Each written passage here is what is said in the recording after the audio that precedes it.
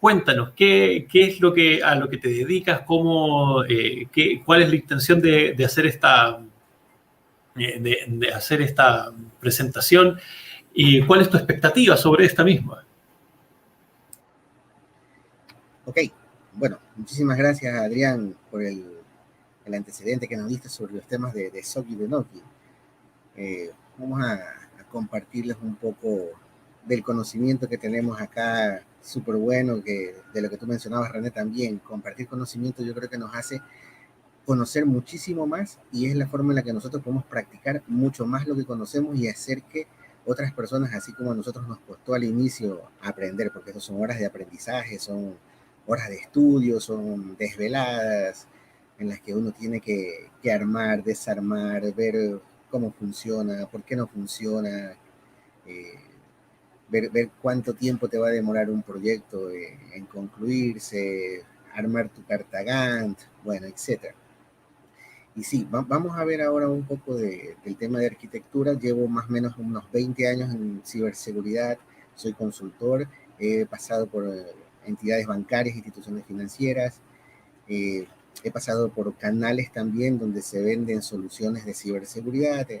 Me ha tocado estar por Colombia, Chile, Estados Unidos, aprendiendo un poco de estas cosas raras en las que nosotros andamos metidos a veces. Eh, Tengo buena experiencia en el tema de arquitectura. Se puede decir que es básicamente donde más me he desempeñado. Y en cómo armar este tipo de infraestructuras de ciberseguridad para tratar de defender y que en algo no se lleven la información los chicos malos. De lo que mencionaba René hace un rato también. Eh, y en algunas de las conferencias vimos que nos tocaba pasar por toda la paleta de colores. Nos tocaba aprender sobre lo bueno y lo malo y tratar de enfocar nuestro conocimiento en enseñarle a la comunidad lo que sí se debe de hacer y lo que no se debe de hacer y por qué no debes de hacerlo, obviamente. Entonces yo creo que Efectivamente. por ahí comenzamos entonces.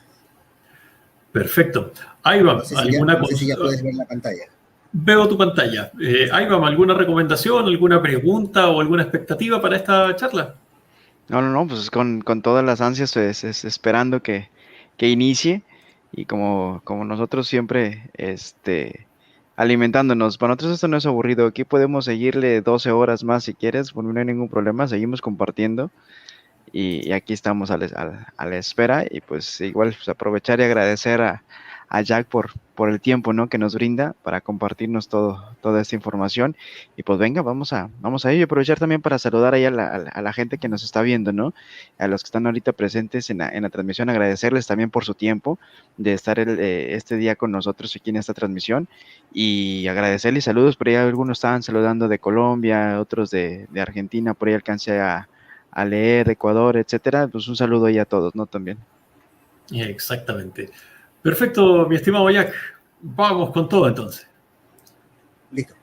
Como hemos estado conversando en estas conferencias súper interesantes a lo largo de estos 2 días, quería mostrarles un poco, como ya hemos metido algo de miedo durante las conferencias, vamos a seguir con algo de un poquito más de miedo para ver hacia dónde tenemos que enfocar todo nuestro conocimiento y ver de qué manera podemos ayudar a las organizaciones y a nosotros mismos como consultores, como estudiantes de ciberseguridad y ver cómo debemos de hacer que todos nuestros conocimientos hagan lo bueno.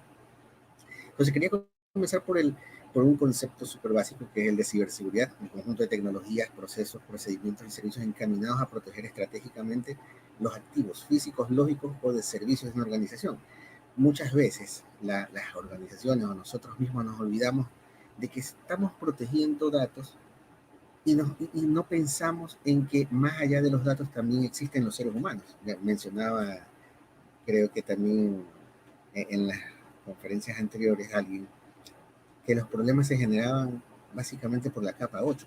Y bueno, sí, aunque parezca un poco irrisorio, muchas veces los problemas de capa 8 son los que llevan a que una arquitectura falle. Porque si tú no armas una arquitectura y no prevés y no contemplas todos los elementos que tienen esas arquitecturas, obviamente tu modelo va a fallar. va a fallar y va a permitir que haya fuga de información, a que esté la información expuesta o a que simplemente todas las aplicaciones comiencen a funcionar mal dentro de una arquitectura. Bueno, acá un poco para mostrarles un poco del conocimiento que he obtenido a lo largo del tiempo, varias certificaciones en varios productos, varias marcas de las que mencionaba también Adrián, por ahí las conocemos, entonces bastante interesante. Miren que las bajas se contarán en miles de muertos, no se contarán en miles de muertos, sino en millones de personas perjudicadas por los daños a la infraestructura, sobre todo a las redes de electricidad y comunicaciones. Esto lo tomé de una conferencia que asistí hace algún tiempo, donde se mencionaba que los ataques hacia infraestructuras críticas iban a ser el principal objetivo a lo largo del tiempo y a través de los años para hacer que una organización, que un país deje de funcionar o deje de producir. Y esto incluso lo vemos ahora hasta en las películas. Vemos muchas películas donde lo que siempre se atacan son plantas de energía eléctrica, plantas de gas, plantas de agua. Y la mayoría de los ataques tienen éxito porque alguien no hizo bien su tarea. Y cuando menciono a este alguien, no quiero decir que nosotros los de ciberseguridad, los de TI, los de telecomunicaciones, no hagan lo que tienen que hacer. Es porque muchas veces no conversamos entre nosotros mismos, no conversamos en el equipo y no revisamos todo lo que tenemos que revisar, no revisamos todos los elementos para armar una buena arquitectura. Y parte de ese problema es que no conocemos muchas veces cuáles son los incidentes de seguridad. Los incidentes de seguridad sabemos que no solamente son las intrusiones que hacen cibercriminales, ciberdelincuentes, sino que también pueden ser un desastre natural, ataques maliciosos internos, muchas veces empleados descontentos a los que no se les paga bien o se los maltrata o crecen o están en un ambiente bastante inestable, buscan de alguna manera filtrar información. Menciono dentro de la presentación, por ejemplo, Wikileaks, que nació a partir de la exposición de información del gobierno de Estados Unidos. Y también un incidente de seguridad que muy pocos lo toman en consideración son las fallas y errores humanos involuntarios. No quise poner voluntarios porque el voluntario son los ataques internos, pero sí hay que considerar que todos estos elementos forman parte de una arquitectura.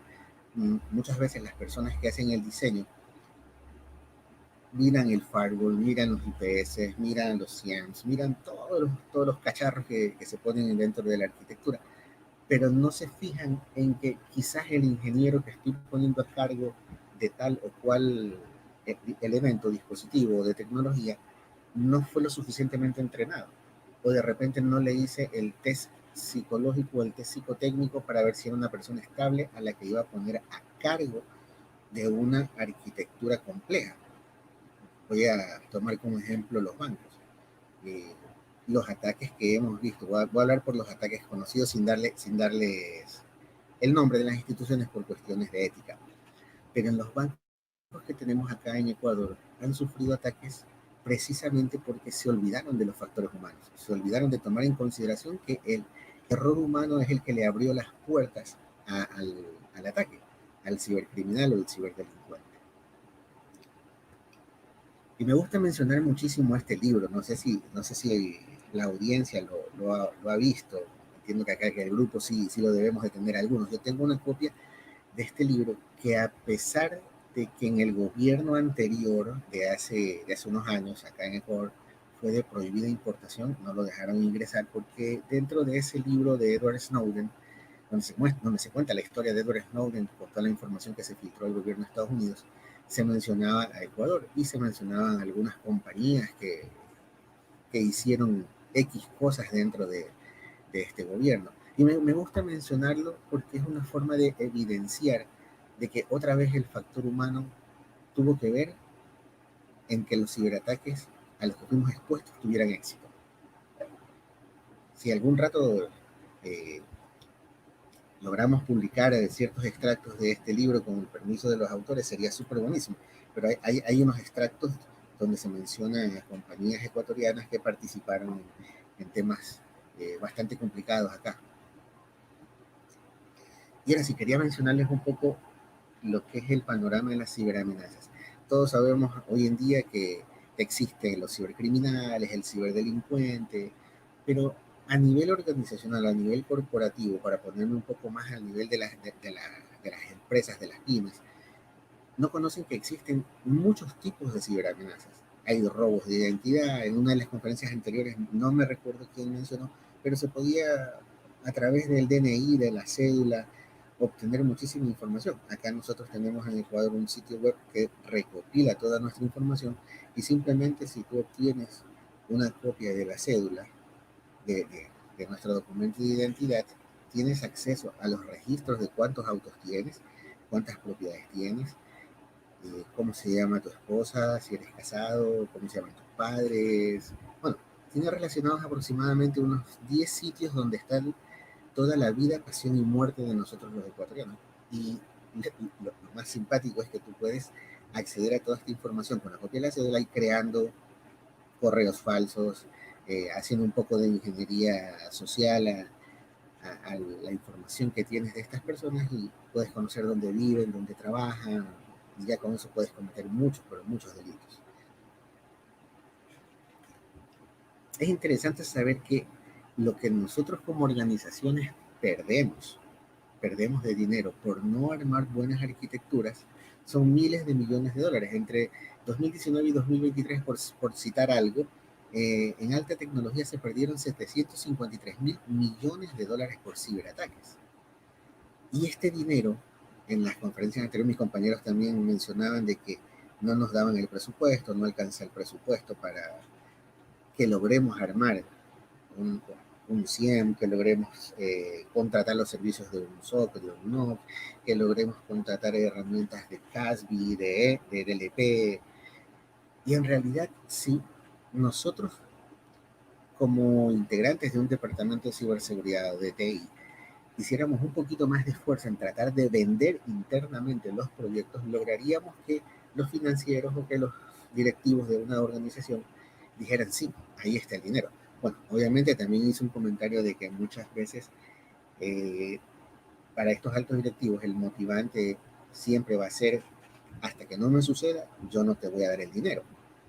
Pero sí con ciertos ejemplos de, bueno, y ahí tomarlos como malos ejemplos.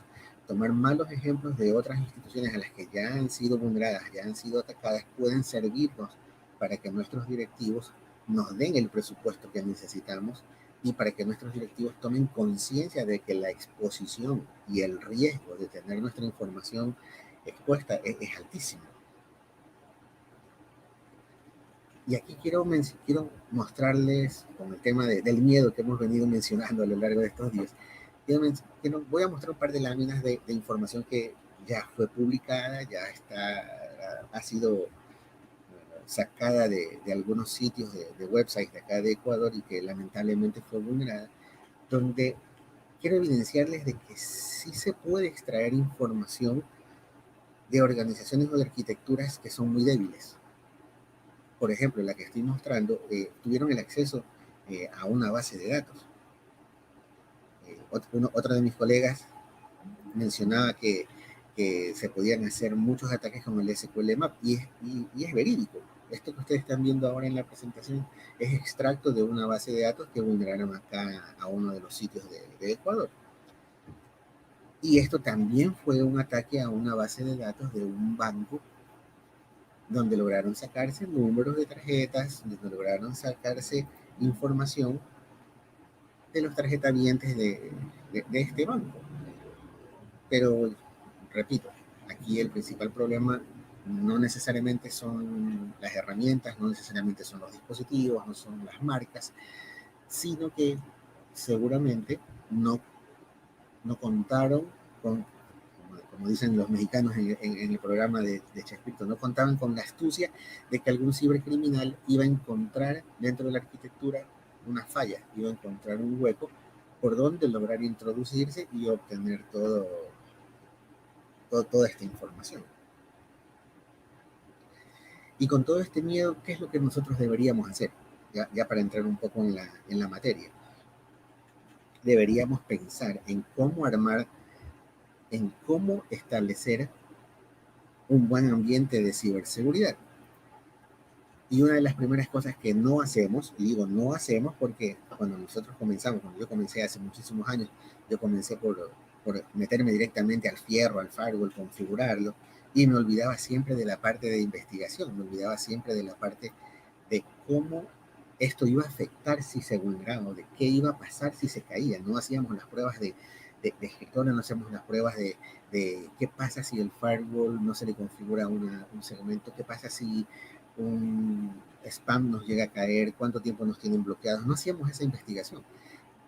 Y uno de los principales pasos es hacer investigación sobre legislación y sobre lo que nos puede suceder si al menos trabajamos en una institución que maneja información sensible, de qué nos puede pasar si esa información es expuesta, si esa información está vulnerada. Debemos de definir beneficios y obtener apoyos de las altas gerencias. Yo siempre les digo a mis compañeros, a mis colegas, digo, nosotros los de TI, de tecnología, de ciberseguridad, somos los peores vendedores porque no sabemos cómo sacar un presupuesto de los financieros para poder armar todas las arquitecturas. Debemos establecer objetivos para ciberseguridad. O sea, ¿qué voy a defender? ¿Cómo lo voy a defender? ¿Por qué lo voy a defender? ¿Dónde lo voy a defender? ¿Lo voy a tener? ¿Voy a tener toda mi data in situ? ¿Voy a tener toda mi data en la nube? Dependiendo de cada organización y del core de su negocio y de lo que hagan, voy a tomar ese tipo de decisiones. Escoger un marco de referencia para la implementación. A día de hoy existen ya varios marcos súper buenísimos. Está NIST, está NERC, están algunas ISO 27001 que nos pueden ayudar a definir cómo debo de armar y cómo debo de implementar mi arquitectura de ciberseguridad. Organizar la implementación. Otro de los errores que cometemos muchísimos de la gente de TI es que primero compramos los fierros y al último nos sentamos a ver cómo armamos la arquitectura, cómo los vamos a configurar, o al último nos ponemos a ver si nos alcanzan los discos duros, o al último nos ponemos a ver si las memorias alcanzan, y hacemos todo al revés. Cuando lo primero que debemos hacer es hacer un poco de estadística, hacer un poco de matemáticas para ver cuánto vamos a requerir de procesamiento, cuántos puertos vamos a necesitar, cuántos equipos vamos a necesitar para proteger, si la capacidad de los anchos de banda de los enlaces son suficientes. O sea, no hacemos ese tipo de levantamiento inicial. Debemos hacer también una evaluación de riesgos para tomar medidas de protección. Si trabajo en una entidad bancaria, en una entidad financiera, al día de hoy no me dejan hacer ningún proyecto si primero no hago mi matriz de riesgos para saber cuánto voy a perder. Y dos pilares que son transversales es estar capacitándonos y tomar conciencia de que lo que vamos a implementar, de lo que vamos a diseñar, va a servir. Y siempre estar en capacitación continua. La seguridad es una historia sin fin. Mencionaba otro de los conferencistas anteriores que no hay seguridad al 100% y eso no existe.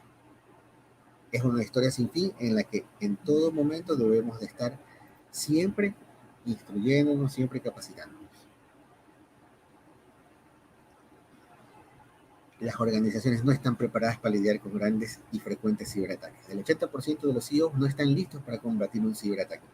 Latinoamérica, lamentablemente, yo les digo a mis compañeros que siempre ha sido el patito feo o el caballito o el conejillo de Indias para otros países, porque se ha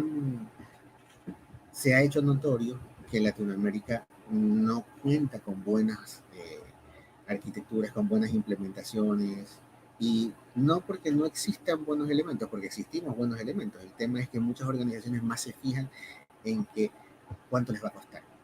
Se fijan en cuánto van a hacer, cuánto les va a costar el firewall, cuánto les va a costar el 100, pero no se hacen la pregunta al revés. ¿Qué pasa si pierdo toda la información y cuánto pierdo por un día de no producción o de no operar? He tenido clientes donde les he mencionado, bueno, hacer este tipo de proyectos te va a costar, por poner cualquier número, $50,000. Pero si ellos dejan de operar un día, la pérdida llega a ser $300,000, $400,000. Entonces, lo que ellos no lo ven, no se fijan en que la inversión que van a hacer les va a ahorrar muchísima pérdida de dinero.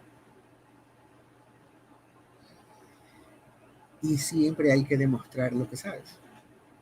Ese conocimiento tú debes de demostrarlo armando ecosistemas de ciberseguridad, manteniendo todo conectado. Debes ser preventivo, debes de ser predictivo y obviamente debes de hacer gestión.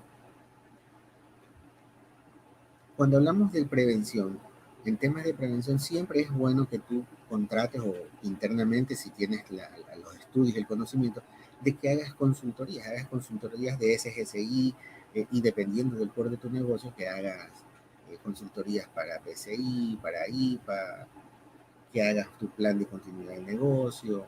Si hablamos de predicción de defensa, ya vamos a la implementación de los equipos que realmente pelean contra una intrusión y contra un ataque a la información. Estamos hablando de un firewall, de un UPS, de hacer hardening de los servidores, hardening de los routers. Y obviamente lo que mencionaba también en la conferencia anterior Adrián, si tengo todos estos cacharros, si tengo todos estos fierros, no me sirven de nada si yo no tengo un panel de gobierno, si yo no tengo una consola, cómo administrarlos ni cómo gestionarlos y que tengan la inteligencia suficiente para decirme dónde están las posibles brechas de seguridad y dónde están los posibles huecos. De todo lo que les he mencionado, siempre me gusta mostrar este meme de que en Facebook toda la gente de TI, toda la gente de ciberseguridad se muestra como el pepudo, se muestra como el portachón, pero en realidad cuando vas y haces un análisis de su arquitectura, de su infraestructura, son como el flaquito, el debilucho que se ve a la derecha. Y me han mencionado de por qué muestras algo así, digo, porque es la realidad. La realidad es de que tú puedes armar una muy buena arquitectura sin tener mucho dinero y comenzando haciéndola por capas. Pero tienes que ser convincente para demostrar que esa arquitectura, con poca inversión, la puedes ir desarrollando poco a poco y hacer que tus directivos te entreguen todo el presupuesto. Y precisamente cuando hablamos del diseño de las arquitecturas, conozco, he tenido experiencias con ciertas personas que se demoran una semana diseñando el diagrama de la red y se demoran una semana para hacer ese gráfico que ustedes ven ahí en la presentación. Y cuando les dice, ¿sabes qué? ¿Por qué te demoraste tanto? No, lo que pasa es que no encontraba la dirección. Digo, pero no tenías que encontrar la dirección, pues tenías que usar algún tipo de sniffer y te ahorrabas el tiempo y te ahorrabas la vida. No, pues que no sabía dónde estaba el servidor. Y cuando tú empiezas a hacer ese tipo de preguntas hacia el usuario, hacia el cliente, o te las haces tú mismo, te das cuenta de que nunca habías hecho tu primer diagrama de red, nunca hiciste tu primer diseño de la red, nunca pensaste en la arquitectura y por eso te demoraste tanto en buscar la información que tenías ahí delante. Y esto es algo súper básico que en toda implementación, que en toda arquitectura tú debes de siempre mantenerlo y tenerlo al menos a la mano. Pero no te puedes demorar una semana diseñando el diagrama de red. Y ahora sí, es donde entramos nosotros los de ciberseguridad. Me encanta, y perdonen si a veces mis láminas son como un poco súper descriptivas, pero me encanta poner este tipo de, de memes, de figuras, para que la audiencia diga, bueno, esto es lo que no, esto es lo que sí, y esto por qué lo pongo.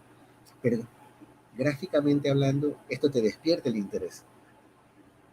¿Y qué es lo que nosotros en ciberseguridad debemos de recomendar, debemos de hacer, debemos de orquestar?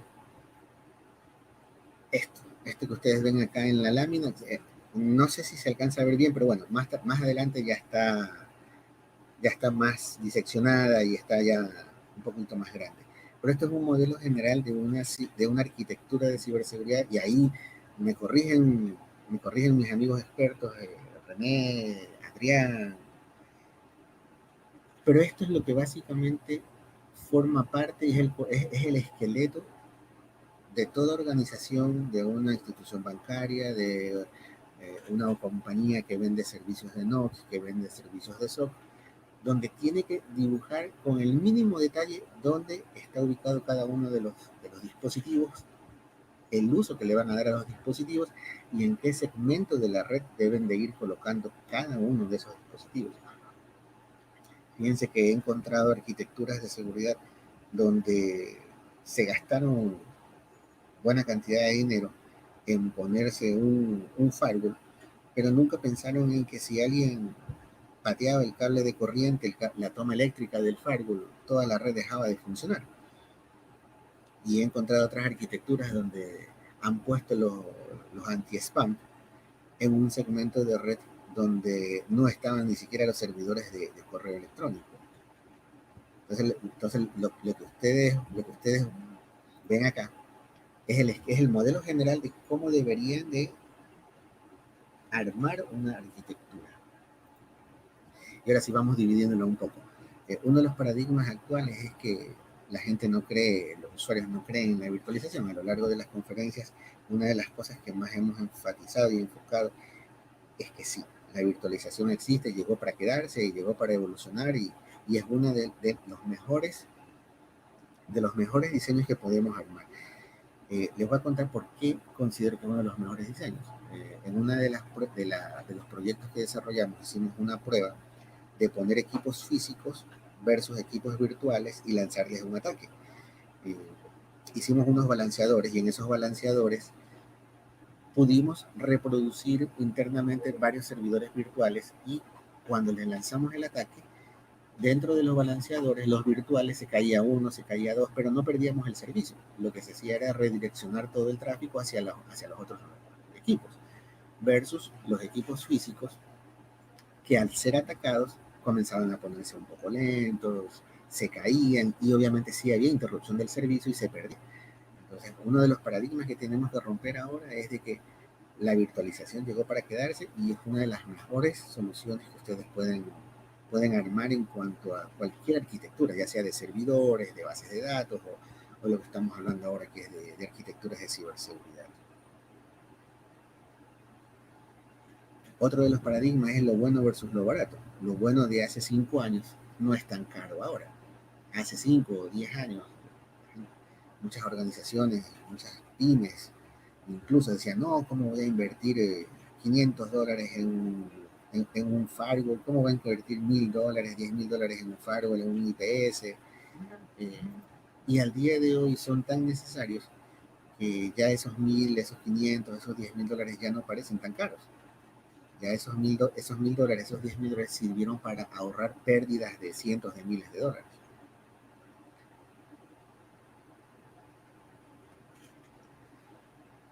Parte de esas arquitecturas, y aquí ya vamos a comenzar a desmenuzarla, es hacer que nuestro perímetro sea fuerte, sea robusto. Dentro de los diseños que nosotros recomendamos, generalmente le decimos a nuestros usuarios, le decimos como consultores a las organizaciones, al cliente, que sí deben de poner equipos en varios segmentos, aunque el equipo se repita. ¿A qué me refiero con que se repita? Que, por ejemplo, debemos tener firewall externos y firewall internos. Ahora, esto que yo les estoy comentando, les estoy mencionando, son diseños que hemos hecho, que hemos consultado, que están basados en muchísimos frameworks de ciberseguridad, como por ejemplo el NIST, el NERC, o incluso hay un gráfico más adelante que les voy a mostrar de donde yo generalmente estudio y tomo los diseños de las arquitecturas para irlos modelando, que es el CERT de Estados Unidos. Pero sí, tú en tu perímetro debes de poner equipos de seguridad perimetral tan robustos como para que aguanten un ataque de denegación de servicio. Debes poner equipos DDoS, debes de dividir la seguridad perimetral en varias capas, de manera que si el atacante encuentra una de las vulnerabilidades, no pueda ir escalando. Se la vamos a poner más difícil. No recuerdo quién fue de mis colegas que mencionaba que al hacer algún diseño de arquitectura, siempre la idea era ponérsela más difícil. Y sí, hay que ponérsela difícil al cibercriminal o al ciberatacante.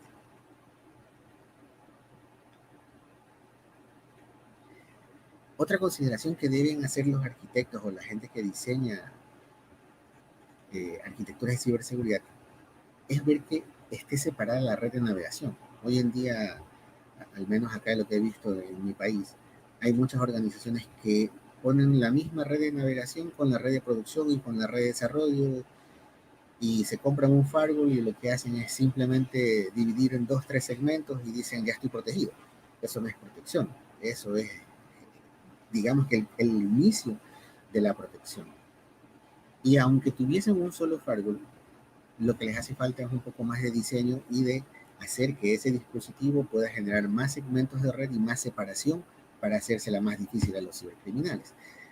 Otra de las recomendaciones que nosotros damos es de que coloquen balanceadores ubicados en la salida del Internet para que ese tráfico pueda ser redireccionado hacia las redes de servicios de filtrado en capa 7, de manera tal que no pueda el cibercriminal estar husmeando, poniendo sniffers o tratar de ver por dónde entrarse.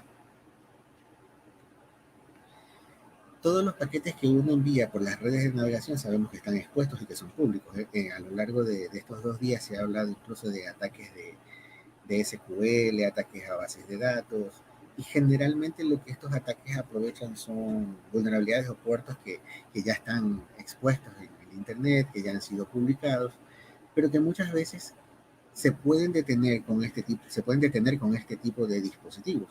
Existen muchos filtradores al día de hoy de varias marcas que tienen la inteligencia capaz de determinar si un paquete es malicioso o un paquete es bueno, que determinan las direcciones de origen, que determinan las direcciones de destino, que determinan si han hecho demasiados saltos o de dónde viene.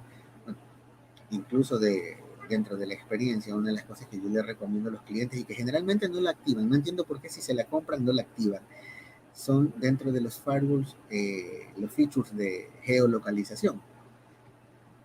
También en la otra conferencia se mencionaban las redes estas de Tor, los redireccionadores, pero sí hay maneras dentro de los firewalls de mitigar un poco ese riesgo y de reducir el riesgo de intrusiones activando ese tipo de features. Otra de las recomendaciones que nosotros damos cuando hacemos este tipo de diseños es que se dispongan de servicios locales de uso interno para DNS.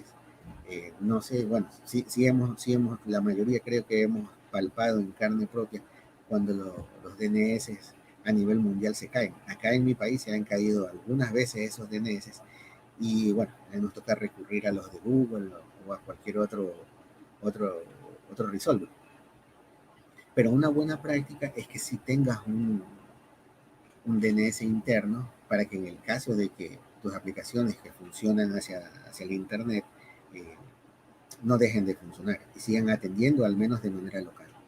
Eso es una buena práctica que se las recomiendo. Otra recomendación que nosotros siempre damos es aísla tu red de producción. En tu red de producción es donde están todos tus datos sensibles. En tu red de producción es donde está el corazón de tu organización, donde están tus datos. Debes de tener una segmentación solo para la red de producción con accesos restringidos y ni siquiera los administradores de ciberseguridad o los administradores de TI pueden entrar a las redes de producción, sino solamente el tráfico permitido para hacer consultas, requerimientos, transacciones, etc. Y obviamente los dispositivos de perímetro, los firewalls que tú pongas en este tipo de segmentos deben ser de alto rendimiento. Esa es otra recomendación que también se las damos, porque muchas veces hacen las mediciones de una manera tal que no calculan cuánto tráfico va a tener el firewall interno en las transacciones que va a recibir. Y al año o a los 6 meses ese firewall comienza a toser, comienza a ponerse lento y obviamente te va a costar muchísimo más hacer el rediseño, te va a costar muchísimo más hacer actualizaciones, hacer upgrades, tienes que sacar tus ventanas de mantenimiento. Bueno, es otro dolor de cabeza hacer un mal diseño, hacer un mal dimensionamiento que incluso en las organizaciones cuesta mucho dinero y pérdida de dinero.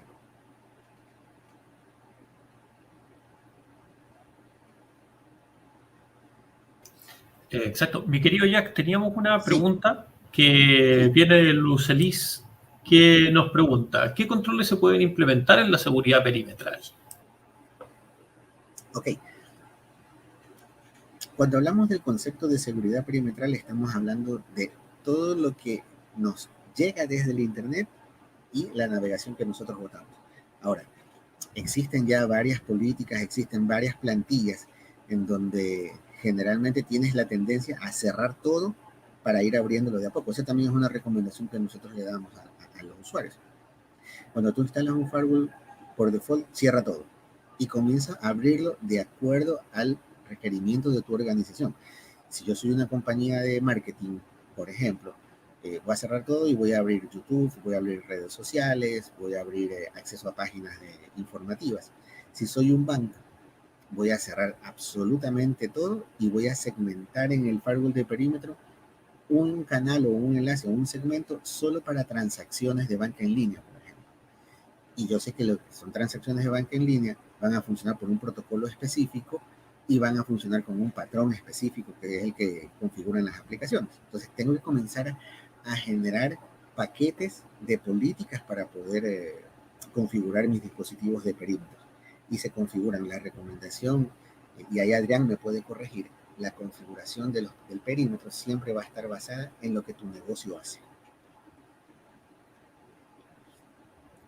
Ok, y en cuanto a los temas el segmento de QA y de desarrollo del ambiente de pruebas, este también es una falla que todas las organizaciones cometen. Ponen los segmentos para hacer sus pruebas, para copiar bases de pruebas, para generar aplicativos de prueba en el mismo segmento donde están las aplicaciones y las bases de producción.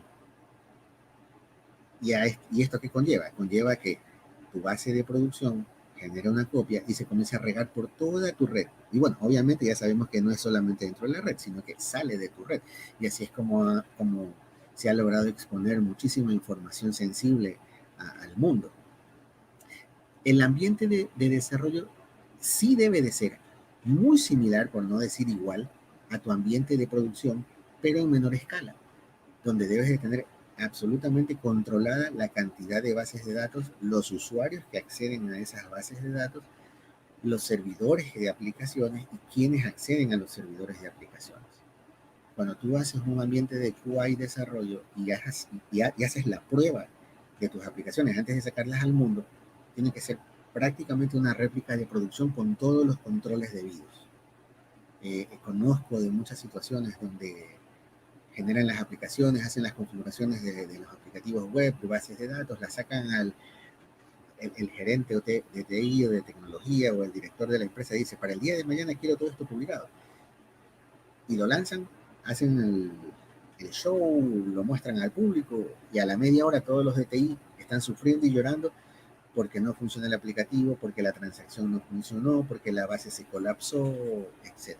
Es muy importante que los ambientes de desarrollo y de QA tengan lo más parecido al ambiente de producción. Y hablando en temas de seguridad, es exactamente lo mismo. Si tú abres en un firewall interno el puerto, vamos a poner cualquier puerto, el puerto 7777, para hacer que tu aplicación funcione, en el ambiente de desarrollo tienes que hacer un puerto 7777 controlado para que tu aplicación funcione. Una mala práctica que yo he visto también dentro de algunas organizaciones es que el ambiente de desarrollo le ponen cualquier puerto, le configuran cualquier cosa y cuando lo tienen que pasar a producción se olvidan de hacer el cambio o el coordinador de QA se olvidó de mover un número o se olvidó de poner un visto, un check dentro de la lista del pase a producción y la aplicación no funciona. La aplicación dejó de funcionar y todo el mundo le echa la culpa al firewall. Todo el mundo le echa la culpa al WAF. Todo el mundo le echa la culpa a los balanceadores. Y no, la culpa no es de ellos. La culpa es de que no pusiste en tu check o no hiciste el doble check que debiste hacer de la configuración de QA en producción y de producción en QA. Pero sí, siempre las recomendaciones generan un ambiente separado. Y esto incluso está ya en varias normativas. Están en varios frameworks de ciberseguridad y en normativas de ISO. Se menciona que debes de tener tu ambiente separado. Acá en Ecuador nosotros tenemos la superintendencia de bancos, donde dentro de sus regulaciones te dicen que explícitamente debes de considerar un ambiente de QA y desarrollo similar al de producción separado. Te lo ponen ya como una recomendación obligada, por decirlo así. Otra de las redes que debemos de tener muy, pero muy en consideración son las redes de administración, donde están sentados todos nuestros cerebritos, nuestros genios que manejan el CIEM, que manejan los firewalls, los IPS, los antivirus. Y sí, hay mucha gente que me ha dicho, no, pero es que yo no tengo el suficiente dinero para poner un dispositivo en la red de producción, un dispositivo en una red de administración. Bueno, estamos hablando de que si no tienes todo el presupuesto para hacerlo, busca tecnologías donde tú puedas dividir la capa de administración de los equipos de perímetro, donde tú puedas dividir, por poner una frase, por donde tú puedas dividir el equipo en dos. Y existen muchas tecnologías al día de hoy que sí permiten hacer eso. Entonces tú debes de tener una red aislada para tu administración, donde estén solo las consolas, donde estén solo los monitoreos, donde esté tu Tiger Team, donde esté tus analistas de SOC, donde están tus analistas de NOC, donde están tus analistas de operaciones, donde están la gente que revisa, por ejemplo, en ambientes bancarios, donde se sientan los amigos que revisan el flujo de transacciones, de qué enlace está arriba, qué enlace está abajo, pero sí debes de tener tu red de administración aislada. ¿Por qué esto es una recomendación? Porque el cibercriminal también sabe que tú aíslas una red de administración y el cibercriminal también va a buscar acceso a tus consolas. Pero se la pones difícil, pónsela difícil. Pon una capa de seguridad, pon un bloqueo, pon un firewall delante de ellos, pon un WAF delante de ellos, pon algún dispositivo de seguridad delante de toda esta red para que él no pueda tener acceso ni visibilidad de lo que existe ahí detrás.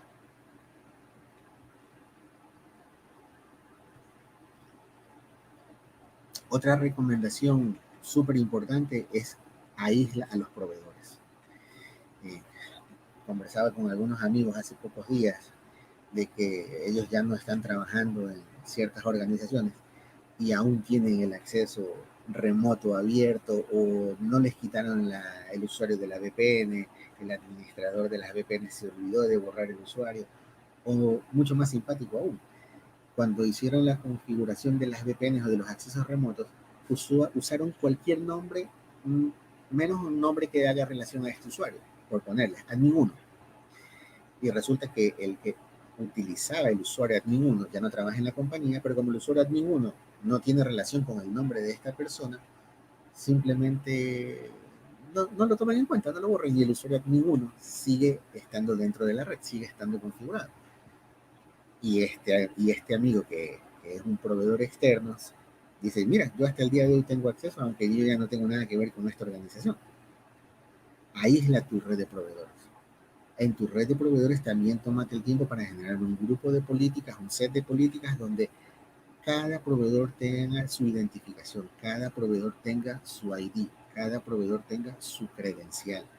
Yo soy enemigo y yo también en las clases que he dado, le digo a los estudiantes, digo, soy enemigo de utilizar usuarios genéricos. Yo no les pongo el admin 1, el admin 2, el admin 3. No, a ver, ¿cómo te llamas? Tú te llamas Jack. Ok, tu usuario se va a llamar Jack. Porque al rato que hagas una auditoría, al rato que hagas análisis, vamos a determinar un poquito más quién fue el que hizo la intrusión o quién fue el que usó el nombre de Jack para conectarse, desde dónde se conectó, por qué se conectó, a qué hora se conectó. Y si soy un proveedor externo, yo obviamente después de haber firmado todos los acuerdos de confidencialidad, después de haber firmado todos los contratos, estoy sujeto y sometido a cumplirlos. Y en el caso de que haya algún incidente, ya sea porque anoté, voy a decir algo que también lo he escuchado y lo he visto, anoté mi nombre de usuario y mi clave en un papelito o en mi agenda, lo dejé en mi mochila, se me robaron la mochila y el cibercriminal dijo, interesante, voy a ver para qué sirve esta IP, a dónde se conecta y este usuario y esta clave. Y voilà, tuviste acceso. Ese descuido o ese caso fortuito de que robaran mi mochila y se me llevaran esa información, está jugando en mi contra, porque yo firmé acuerdos. Entonces sí tengo que tener una red aislada donde yo pueda ver quiénes son los que acceden, ver quiénes son los que usan, por qué lo usan. Debo de generar incluso políticas de tiempo. Ahora todos los equipos los dispositivos de seguridad, firewall, WAF, DAF, DBFs, etcétera, tienen políticas donde tú puedes poner que los horarios de conexión solo sean en horario de oficina, o si coordinas con el proveedor en la ventana de mantenimiento, solo en este tiempo y solo en este horario te puedes conectar. Incluso puedes llegar a configuraciones tan finas como que solo genérele dentro de la VPN un rango de 2 direcciones dinámicas y que se las cambie cada media hora y solo desde esas 2 direcciones se pueda conectar. Y tú puedes controlar el acceso y puedes controlar el tiempo que estos proveedores están haciendo algún tipo de trabajo hacia tu red.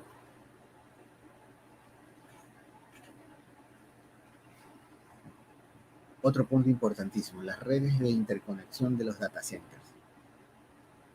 recomendable mantener enlaces independientes por caminos independientes entre dos data centers. Conozco organizaciones que también hablan con su telco. Bueno, y aquí no me voy a pelear con las telcos porque también son amigos los de las telcos, pero la telco cuando va y te vende el enlace te dice, no, mira, yo te pongo el principal y te pongo el de backup y te pongo el tercero por si se caen los dos primeros. Sí y no.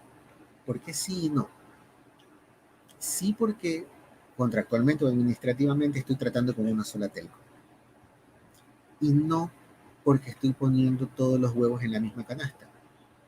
¿Qué tal si a esta telco le ocurre un incidente? ¿Qué tal si a esta telco tiene una caída masiva de todas sus comunicaciones? Entonces me voy a ver afectado.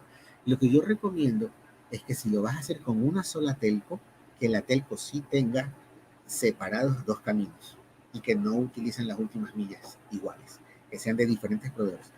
O lo más recomendable es que utilices a la telco 1 para tu enlace principal, la telco 2 para tu enlace secundario, o que tengas a las dos telcos trabajando con un balanceador entre ambas, que hagas un global traffic management entre ambas, y que si se cae la principal, se cae la alterna o cualquiera de las dos que se caiga, tú no pierdes disponibilidad, no pierdes servicio. Recordemos que al día de hoy, después de el post-COVID y toda la terminología que usamos ahora después de la pandemia, es que todos estamos usando nuestros dispositivos con conexión al Internet prácticamente todo el día, todo el tiempo. Y si yo estoy haciendo una transacción, estoy haciendo una compra, estoy pidiendo la comida, llego el fin de semana, estamos en confinamiento y no puedo usar mis dispositivos porque perdí comunicación con mis proveedores, perdí la venta, perdí dinero y me morí de hambre. Entonces sí, siempre es recomendable que tus enlaces sean independientes, que sean equipos de seguridad, de routing, de switching de alto desempeño. También he visto que hay organizaciones que en el backbone ponen equipos muy, pero muy light y no hacen el análisis de cuánta carga y de cuánto tráfico van a recibir estos equipos. Y lo que es peor, no piensan en una máxima que yo siempre se las transmito a todos mis usuarios, mis clientes también. Debes de poner los equipamientos pensando en el crecimiento de aquí a 3 y 5 años. He obtenido respuestas como, no, pero es que eso me va a poner un equipo carísimo y no lo voy a utilizar. Miren, muchas personas, muchas organizaciones que pensaban que iban a invertir demasiado dinero en equipos carísimos que no lo iban a soportar y pusieron equipos muy light, muy livianos. Durante la pandemia ese tráfico se vio incrementado exponencialmente y obviamente perdieron muchas transacciones, perdieron dinero.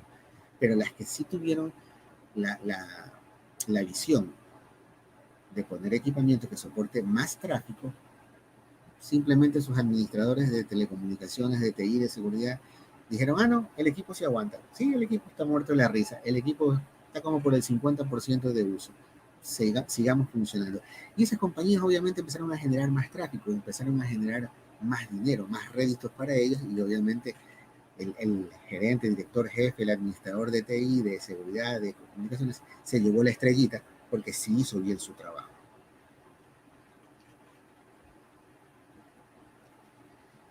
Las conexiones con tus sucursales. También me he tocado casos donde se compran el firewall de perímetro, se compran el firewall interno y se olvidaron de las 10, 15, 5 sucursales que tenían aisladas. La recomendación es una brecha de seguridad entra por donde menos lo piensas. Una brecha de seguridad entra por el lado interno. Una brecha de seguridad está donde tú menos te lo imaginas. Protege las conexiones con tus sucursales.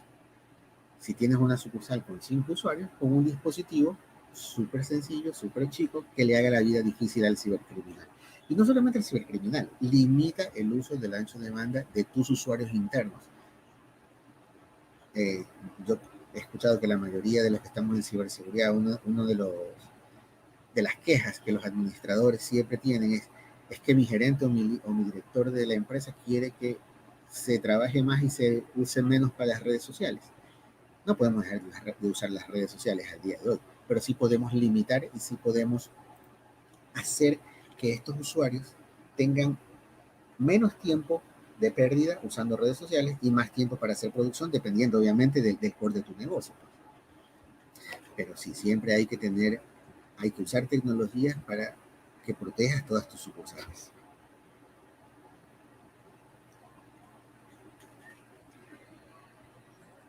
Y bueno, otra vez regresando al modelo general prefísico. Esa imagen que ustedes ven ahí, yo tengo un snapshot en mi cabeza más o menos parecido a este, que es el que generalmente utilizo cuando vamos a hacer diseños o implementaciones de arquitecturas de redes y arquitecturas de ciberseguridad. Esto de acá, este gráfico, no solamente lo usa el arquitecto de ciberseguridad, sino que tiene que trabajar de la mano con el arquitecto de networking. Ambos tienen que sentarse, ambos departamentos o ambos ingenieros tienen que sentarse y tienen que comenzar a dibujar poco a poco dónde va a ir ubicado cada uno de los dispositivos. No voy a colocar un WAF, que es un Web Application Firewall, en una ubicación, por ejemplo, interna.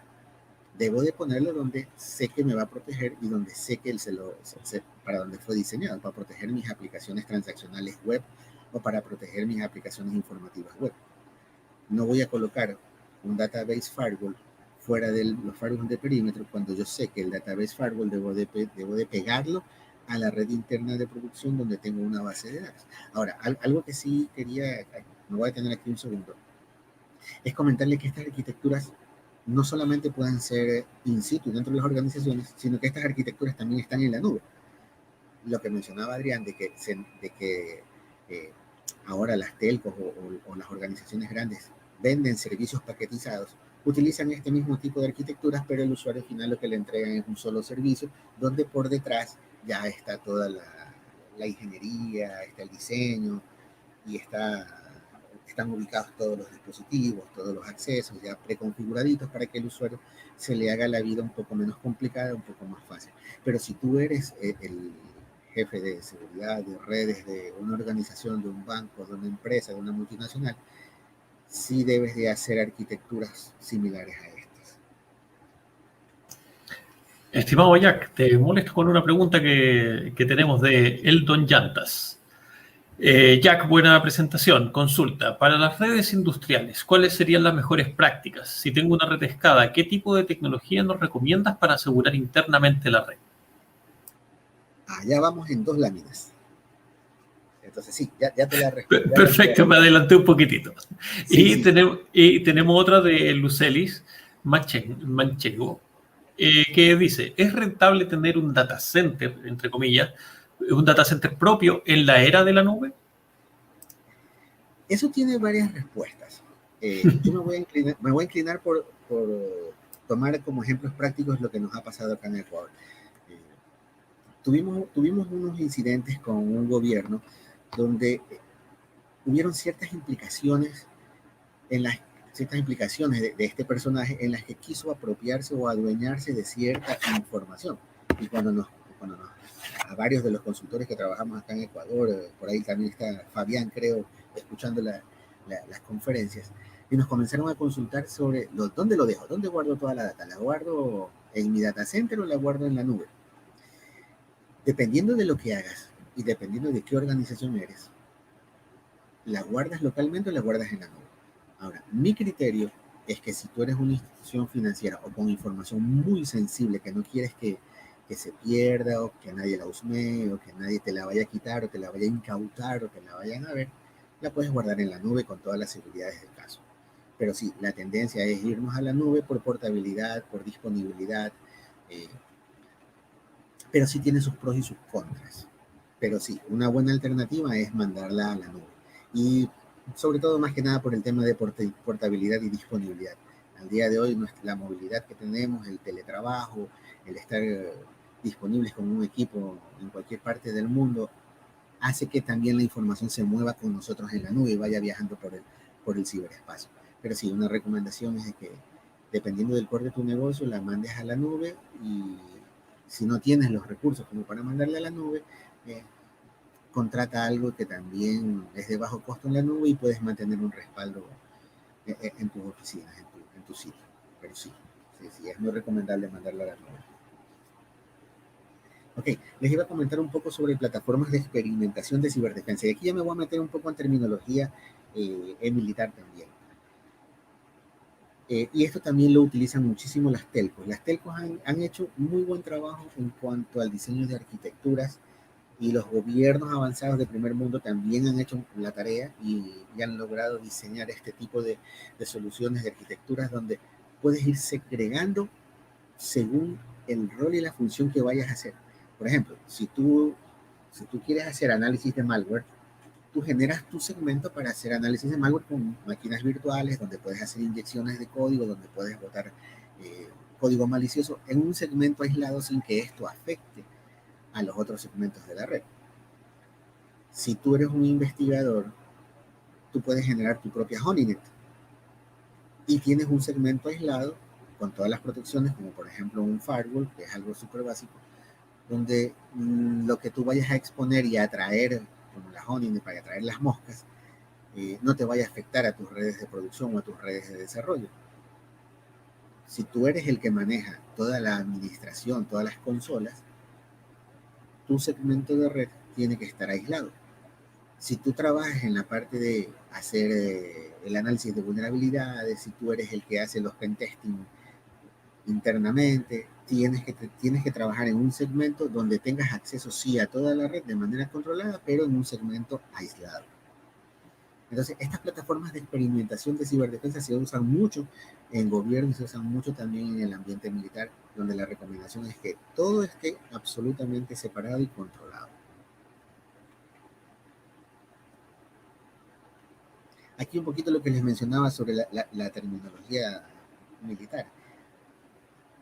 En cuanto a las capacidades de ciberdefensa, las he separado en dos grupos. Las tecnologías duales que son aplicables al entorno militar y al civil, como por ejemplo, gestión y monitorización y correlación de eventos, lo que hace un SOC, un NOC, detección de intrusos, sistemas antifuga de datos, que son los DLPs, neutralización de botnets, gestión dinámica del riesgo, que es gobierno, riesgo y cumplimiento, GRC, mitigación de ataques de denegación de servicios, estudios de ataques contra la infraestructura de red, inteligencia, ciberinteligencia, que es la recolección de fuentes abiertas, filtrados de datos, y seguridad de arquitecturas orientadas a servicios.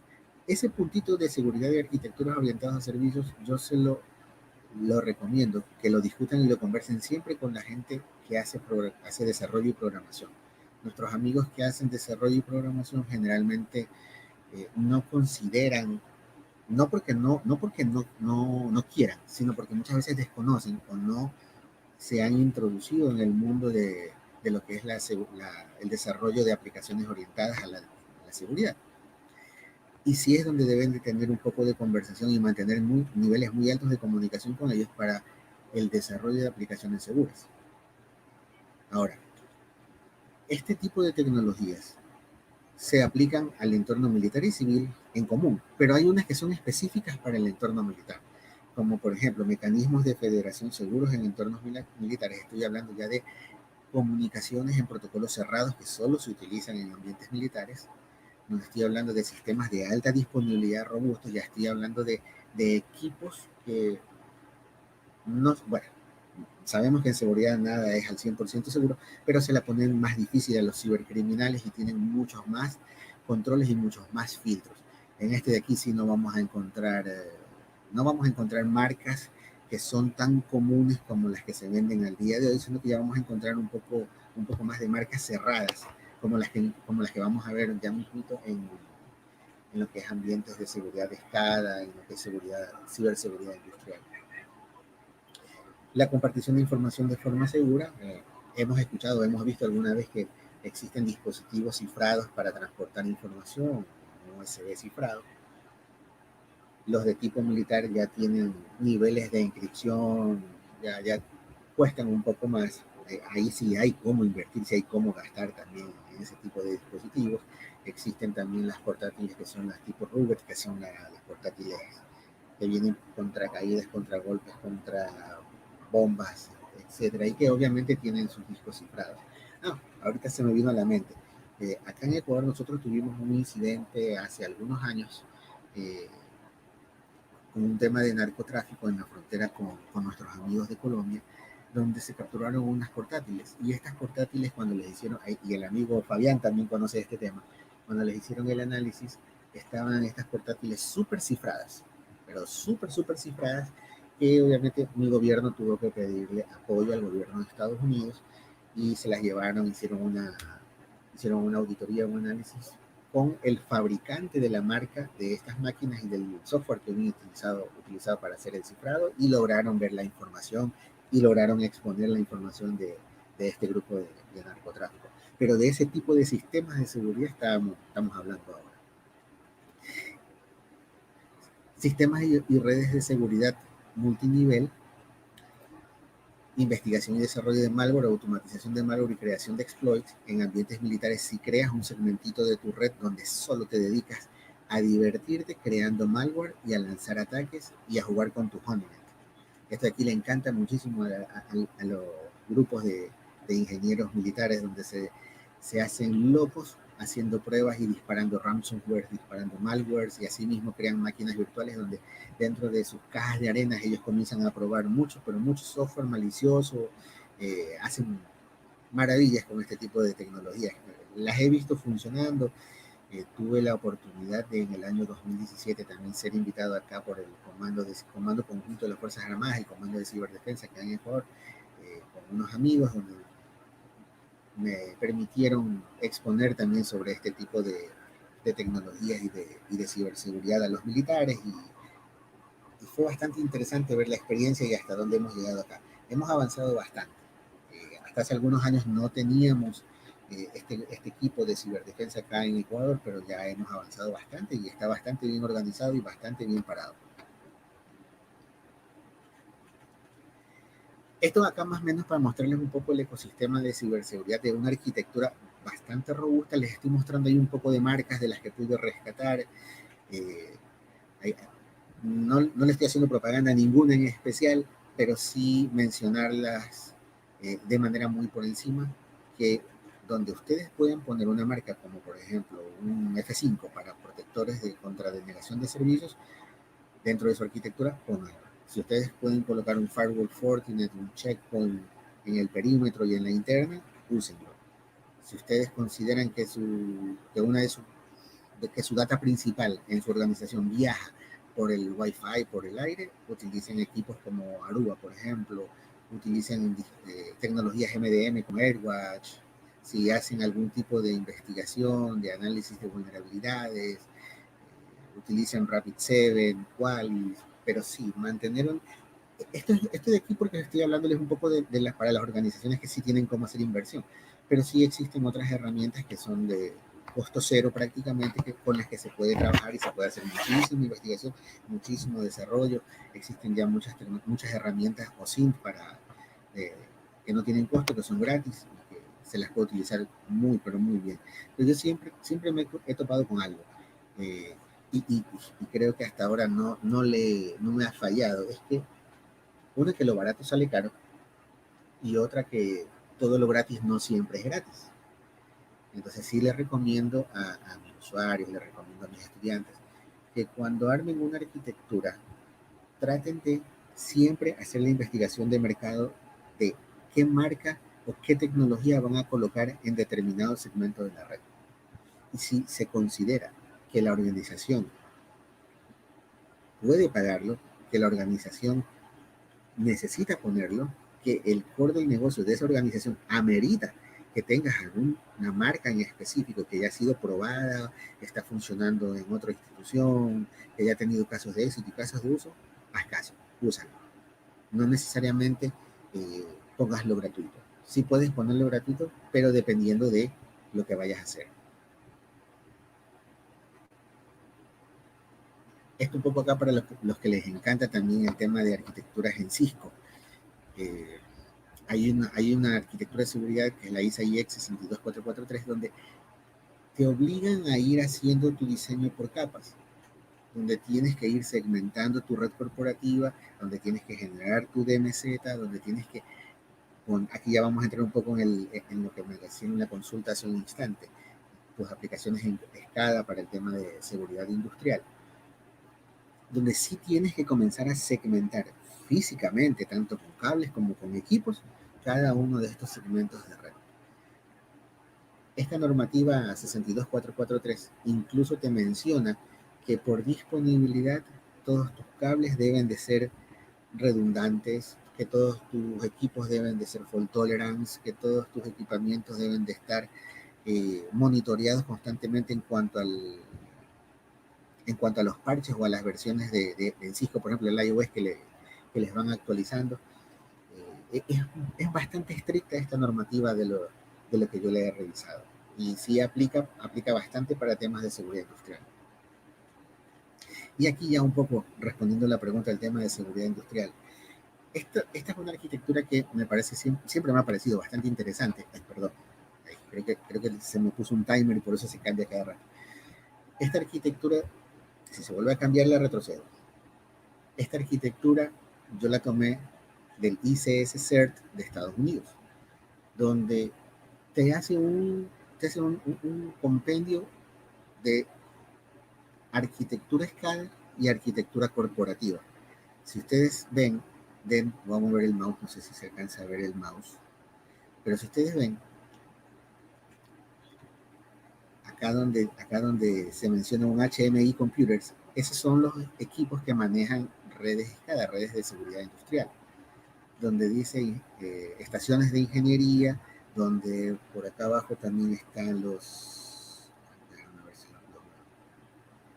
Hay unos en la que sigue están. Hay unos servidores que se usan como interfaces para manejar los equipamientos de agua, de gas, etc. Y sí existen firewalls, que son firewalls para protocolos específicos de SCADA.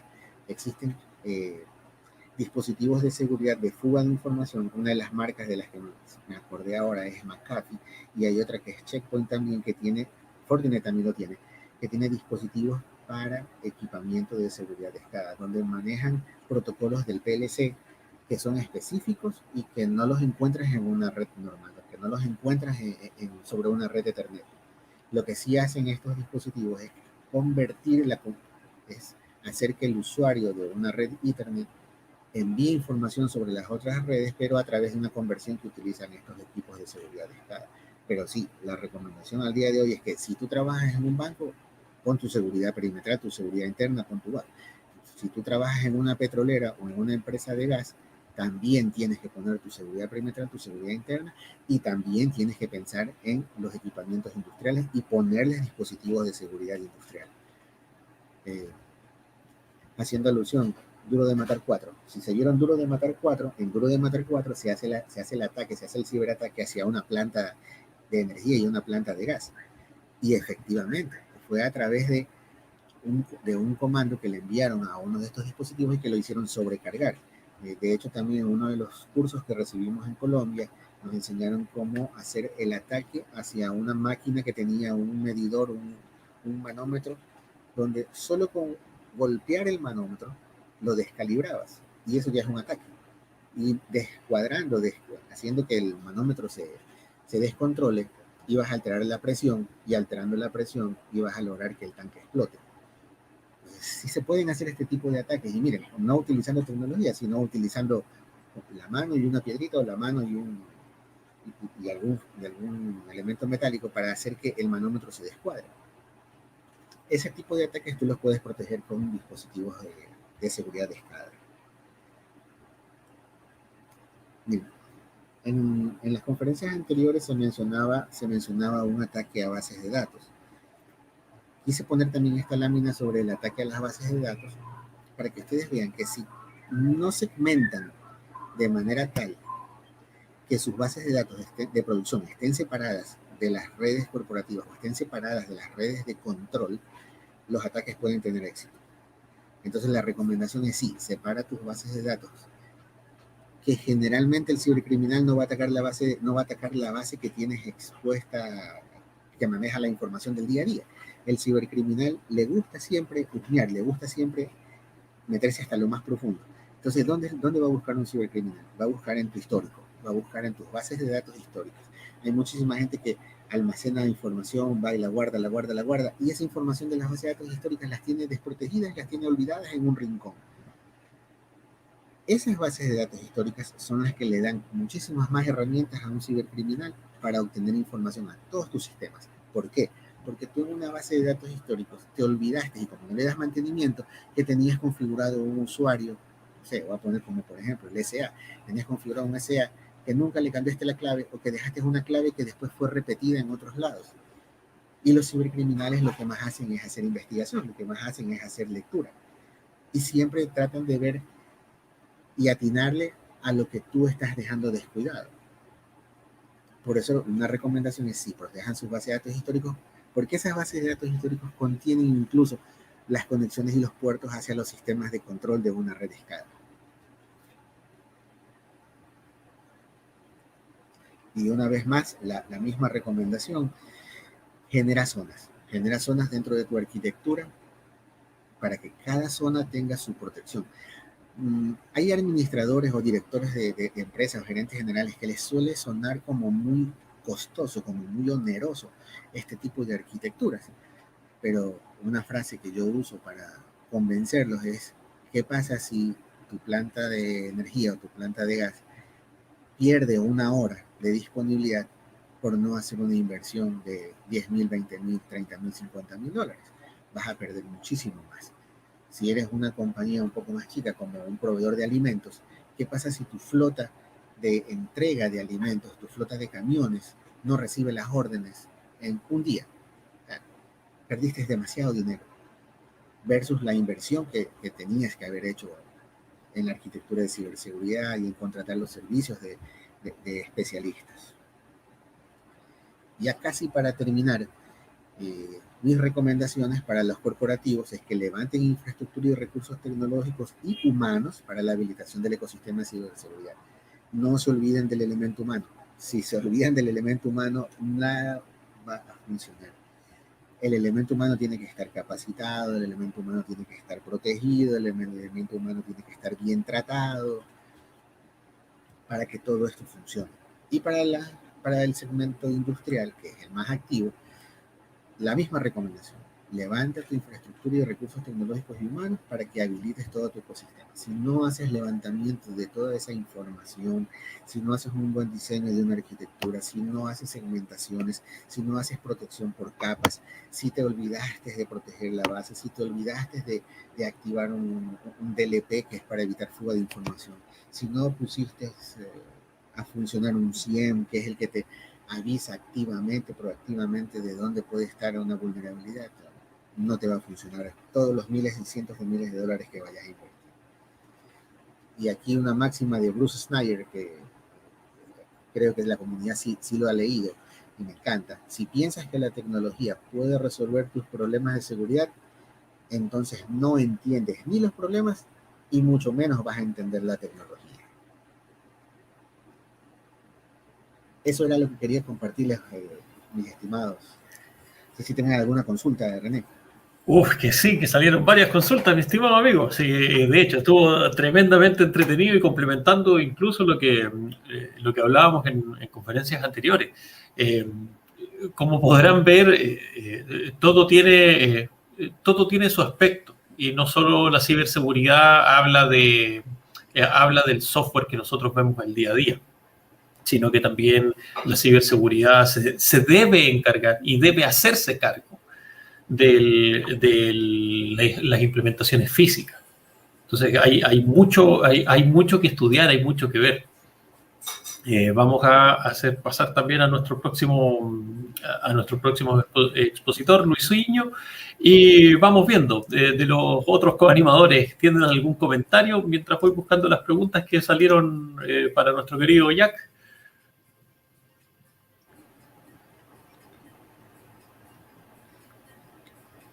Una recomendación que siempre les doy a todos mis estudiantes, a todos los clientes, es: comienza por coger un papel y una pluma, un papel y un lápiz o una pizarra, y haz el dibujo de las veces que sean necesarias, y no solo lo hagas tú. Llama a tu supervisor, llama a tu subalterno y llama hasta al programador. Porque generalmente cuando haces ese tipo de reuniones con el diseño de la arquitectura, los otros van a ver lo que tú no ves y tú vas a ver lo que los otros no ven. Exactamente. Partimos con una pregunta que dice: DMZ, ventajas y desventajas. Yo creo que la resumiría solamente en ventajas, porque desventajas de una DMZ para mí no existen. Aísla, haz tu zona desmilitarizada, ubica bien tus servidores dependiendo del core del negocio. En alguna vez también me tocó que una empresa de mercadotecnia, donde tenía toda información sensible que tenía su propiedad intelectual, ellos mismos la hacían, la diseñaban, ellos mismos la generaban, lo habían puesto en el segmento de red que estaba vulnerable hacia el Internet, sin la protección. Entonces lo que yo les dije, bueno, ¿y cómo proteges tu propiedad intelectual? Entonces me dicen, no, es que nos dijeron que lo pongamos ahí en un costado del firewall con un... Digo, sí, pero a ver, hagamos lo siguiente. Coge esa máquina, muévela hacia un segmento de red aislado, hacia una DMZ donde tengas solamente ese servidor y partamos tu firewall en dos. Entonces, ahí es una forma de proteger tu información. Esa es una habilidad donde el cibercriminal va a tener que pasar por dos puertas, por dos guardias, y no se la vas a poner tan fácil. Entonces, para mí existen muchísimas más ventajas que desventajas. Yo desventajas de una DMZ no las veo. Exacto. Eventualmente las desventajas que uno podría supuestamente tener sería la complejidad que le vamos poniendo a la red. Pero si tienes problemas por poner complejidades, porque al final del día es cómo se traduzca el tipo, la cantidad de puertas que les ponemos. Así que concuerdo contigo que no son desventajas, sino que son trabas de seguridad. Y obviamente por algo mismo nosotros tenemos que ser los arquitectos de esta estructura para no hacernos a nosotros mismos la propia zancadilla, digamos. Después tenemos una pregunta de Raúl Peña, que dice, ¿podría profundizar un poco más en virtualización? Eso es tremendo porque la virtualización también es otro mundo, y si lo hablamos del mundo de la ciberseguridad, también es otro mundo totalmente aparte de la misma actividad de la virtualización. Correcto, yo podría resumir la respuesta en, ¿qué prefieres que te ataquen?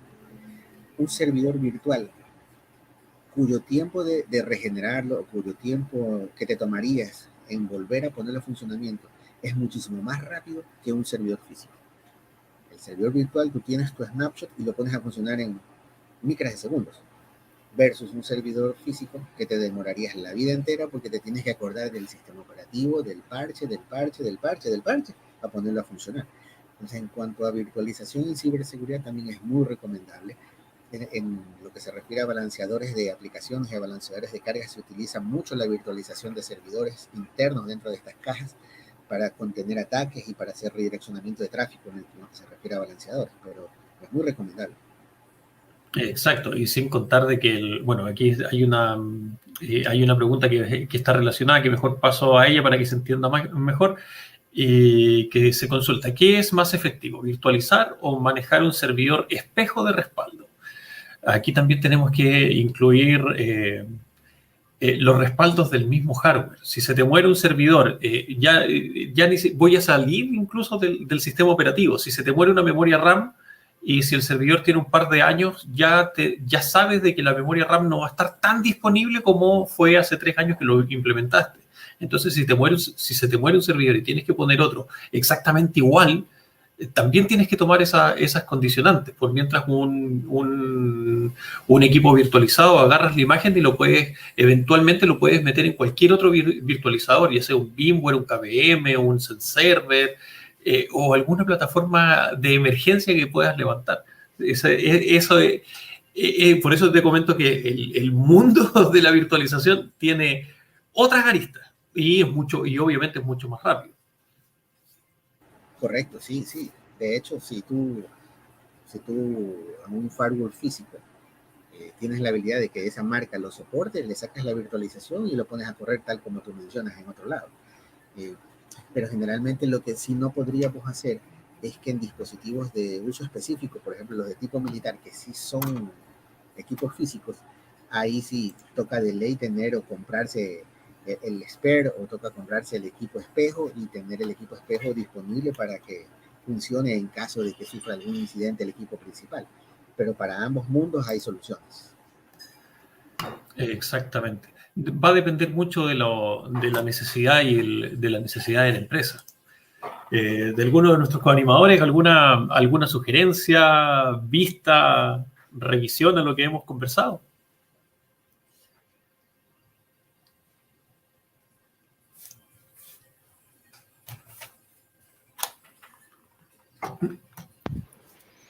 Nada, creo que ha estado todo excelente, sin duda, y muy, muy importante conocer toda la infraestructura de lo que es en base a la seguridad y estar protegidos a final de cuentas, más ahorita con todas estas situaciones que hemos estado viviendo actualmente a nivel mundial de pandemia. Creo que muchos han ingresado a este mundo del Internet en cuestión de negocio, ¿no? Ya de montar tu propio servidor, de crear tu propia empresa o más. Ahora hay muchas empresas que han optado por el home office, ¿no? El trabajar ya desde casa y el montar este tipo de servidores con tu VPN o montar esta seguridad en cada lugar, en cada punto, en cada domicilio. Todo esto también es muy, muy importante para la seguridad de toda la información, que ya no es tanto también en un solo sitio, ¿no? Que no es en un edificio donde se centraba toda la labor, ahora ya se ramifica, ¿no? A diferentes puntos. Es muy importante uno mismo o en el mismo empleado el conocer todo esto para también saber qué es lo que tienes en tu casa, ¿no? En el momento y cómo protegerte tú mismo de toda esa información sensible que manejas de la empresa a la cual prestas los servicios, ¿no? Entonces, para mí es muy, muy, muy importante toda esta información. Sin duda, muy interesante. Y pues bueno, amplísimo el tema también. En cuestión de la virtualización, sin duda creo, a mi punto de vista, es muy importante. Para mí es recomendable más una virtualización que utilizar el sistema fijo, así tal cual. Creo que la virtualización es una ayuda enorme. Y en cuestión del Central Data, creo sabemos ahorita que por la cloud o la nube son muy importantes también, pero yo soy más del Central Data que una cloud, o más que nada la cloud es más por lo que necesitas trasladar de un punto a punto, que puede que necesitas tener la conexión en cualquier lugar donde andes, tener ese acceso a esa información. Y también en parte, pues, el punto del dato más sensible, ¿no? Para lo que es la nube, protegerlo en ese aspecto y evitar la vulnerabilidad de la sustracción de esa información. Exactamente. Bueno, se está uniendo al panel el maestro Mistral. Buenas tardes, maestro. Buenas tardes, colega. Salud, salud. Oh, excelente, excelente. Me ha gustado mucho la programación. Sí, ha estado tremenda, ha estado tremenda. Nos hemos corrido un poquitito con el horario, pero la verdad es que se ha disfrutado absolutamente todo. Sí, excelente. No importa el tiempo no importa. Lo importante es disfrutar de estos temas tan ricos para nuestra cultura. Efectivamente. Mi estimado Mistral, ¿tiene alguna consulta que le quiera poner a Jack aquí con su presentación? Bueno, no he podido ver la presentación del compañero, puesto que andaba haciendo una labor y hasta ahorita me estoy integrando de nuevo. Entonces no sabría qué preguntarles, compañeros. Perfecto, perdón por ponerle un aprieto. No se preocupe, no se preocupe. No, tremendamente claro. Yo creo que todo lo presentado es muy acorde a todo lo que hemos visto en estos días del cómo nos podemos proteger y claro, si lo relacionamos con lo que vimos ayer con Pablo, con Ernesto, de tratar de hacer un movimiento lateral en un ambiente tan complejo, o ni siquiera tan complejo, no hablemos de complejidad, hablemos de seguridad. Sí, colega, una aportación ahí con respecto a lo último que escuché el compañero sobre la virtualización. Me hacía algo mucho hincapié sobre el hecho, pues, que el otro compañero que estaba hablando sobre la Big Web también hablaba sobre eso, la virtualización. Yo estoy dando un curso de la Big Web a unos muchachos que, por cierto, estábamos con el asunto de la virtualización, pero con Tiles o con QS, y son sistemas operativos usados específicamente para el anonimato, puesto que esto, pues, el Minus Tiles funciona con Tor incluido, pero Cubase no, Cubase es un sistema operativo exclusivamente para navegar en este tipo. Y pues la privacidad, como decía el compañero hace poco, es algo importante y el sistema virtual pues es lo mejor. Nada más para esa pequeña acotación. Efectivamente. Mi querido Jack, ¿alguna recomendación adicional que quieras dejarle a nuestros usuarios que tienen, que bueno, se llevaron la experiencia y tus comentarios, pero algo más puntual que les quieras nombrar? Porque lo que hablaste ya fue clase magistral. Bueno, sí, que cojan papel y pluma y hagan los dibujitos. Yo me he topado, ya te digo, con muchos ingenieros que lo que no les gusta hacer son gráficos. Y lo primero que se les pide en una consultoría es dame el gráfico. Y sí, hagan el gráfico, es una muy buena recomendación. Y también aprendan a hacer dimensionamiento para que sus arquitecturas sean sustentables en el tiempo, de manera tal que sus directores no vean que la plata se bota, sino que se invierte. Exactamente, exactamente, sí. Lamentablemente, y esto me lleva a muchas conversaciones antiguas con varios clientes y amigos, que nosotros en el área de informática, tanto de la computación, computación bajemos a hardware y a la informática más bien lógica, siempre nos ven como un costo. Y mientras nos vean como un costo y no como un servicio, mientras exista el pensamiento de que el informático pide dinero para gastárselo en equipos para jugar y no en que el informático pide dinero para implementar equipamiento y sistemas que puedan mejorar la producción y por ende mejoran el ingreso del dinero. Entonces eso es un tema bastante importante que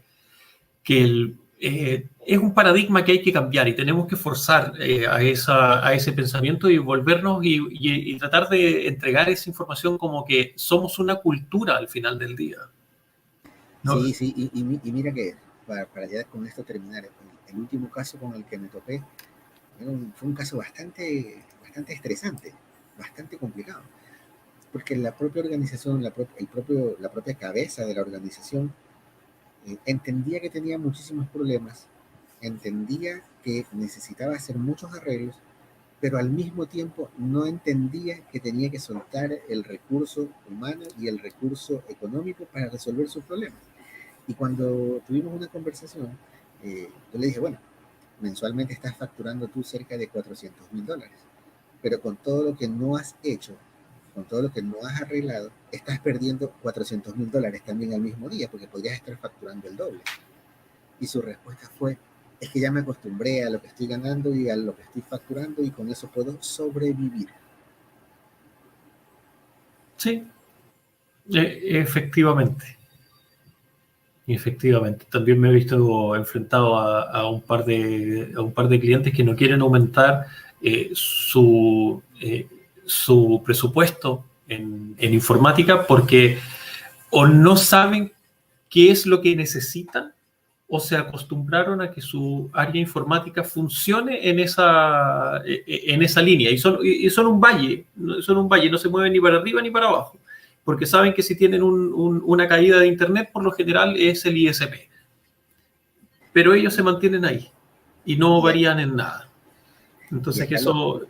lo simpático fue que de esa conversación, este dueño de esta compañía, el único dueño de esta compañía, una compañía más o menos grande, es ingeniero de sistemas. Y es el gerente general. Bueno, es más anecdótico con ese dato. Ay. Pues es que es como decían hace rato, ¿no? Se acostumbran tanto en el aspecto de que, no, reinícialo, como decimos aquí en México, la vieja confiable, ¿no? Que te dicen, pues la vieja confiable es lo de siempre. Y es reinícialo, tienes un ataque y lo que hacen es reiniciarlo y ya se acabó y seguimos.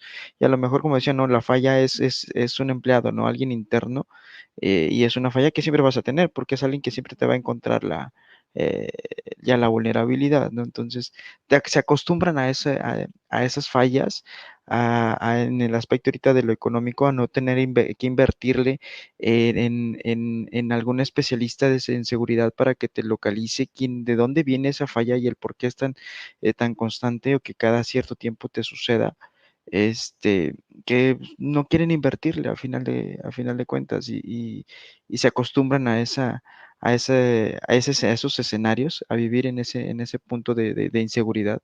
Y pues bueno, desgraciadamente el money money es el que mueve esto, ¿no?